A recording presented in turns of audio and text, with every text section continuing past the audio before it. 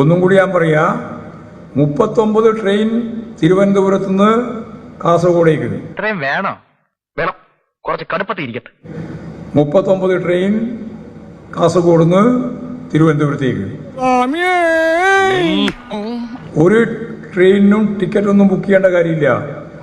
നേരെ കയറി കണ്ണൂരിൽ നിൽക്കുക. എത്ര മനോഹരമായ നടക്കാത്ത സ്വപ്നം. ഓ, ഇപ്പൊ ട്രെയിൻ വന്നോ? ആ പോയി, ഇപ്പൊ പോയി. ഇനി എത്ര വേണം? 20 മിനിറ്റ് കഴിഞ്ഞാൽ രണ്ടാമത്തെ ട്രെയിൻ വരും. വിശ്വാസം നല്ല ഇങ്ങനെ ഊമ്പിത്തിരിഞ്ഞിരിക്കുമ്പോ എന്തെങ്കിലുമൊക്കെ ആലോചിച്ച് സമാധാനിക്കാലോ. പാച്ചേനിക്കുന്ന ഒരു ബസ്സിന് തളിപ്പ പോകണമെങ്കിൽ എത്ര സമയം പോകണം? 1/2 മണിക്കൂർ. ഇതെത്രയേ കൊണ്ടു? ഇത് കയറി നിന്ന് 20ാമത്തെ മിനിറ്റിൽ വരും. പിതാവിന്റെയും പുത്രന്റെയും രക്ഷ ഈ ദുനിയാവിലെ ചേട്ടൂന് എപ്പോഴും ഉണ്ടാവും. ഇപ്പൊ ഒരു 10 മിനിറ്റ് മുമ്പ് പോയി. അപ്പൊ എത്ര മിനിറ്റ് ഇരിക്കണം? 10 മിനിറ്റ്. 10 മിനിറ്റ് കൊണ്ട് ട്രെയിനായി. വിശ്വാസം വരണില്ലല്ലേ? ഈ കഥയ്ക്ക് അങ്ങനെ ഒരു കുഴപ്പമുണ്ട്. അപ്പൊ തന്നെ ടിക്കറ്റ് എടുക്കുക, അപ്പൊ തന്നെ കയറാം. എന്താ കാരണം? ഓരോ 20 മിനിറ്റിനും ട്രെയിനാണ്. എപ്പോഴും ഇങ്ങനെ പറയണമെന്നില്ല. കാസർഗോഡ് നിന്ന് തിരുവനന്തപുരത്തേക്കുള്ള ദൂരം കൈകാര്യം ചെയ്യാൻ എത്ര മണിക്കൂർ വേണമെന്ന് അറിയാം നിങ്ങൾക്ക്? എനിക്കറിയില്ല.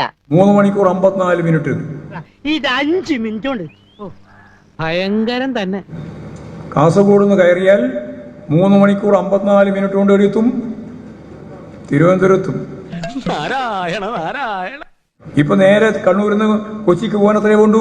1.5 മണിക്കൂറുണ്ടായ കൊച്ചിയിലെത്തി. ഇവിടുന്ന് ചായയും കുടിച്ച് പോവാ, അവിടുന്ന് ഭക്ഷണവും കഴിഞ്ഞ് തിരിച്ചിങ്ങോട്ട് വരാം. വൈകുന്നേരം വീട്ടിൽ വന്നിട്ട് ഭക്ഷണം കഴിക്കാം.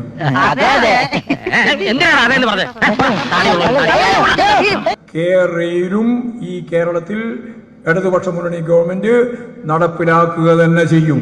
പറഞ്ഞ വിശ്വസിക്കൂ? ഇല്ല, വിശ്വസിക്കില്ലേ? എന്റെ കൈയടിക്കുന്ന ഒരു ശക്തിയില്ല, ഇങ്ങനെ ആടിപ്പോയിട്ടാണ്. എനിക്ക് എവിടെ ചെന്നാലും ഈ ഗതികേട് എന്നെ വരും. മുതലാളി തള്ളി തുടങ്ങിയപ്പോഴേ എനിക്ക് തോന്നിയതാ ഇതിങ്ങനെയൊക്കെ അവസാനിക്കുന്നു.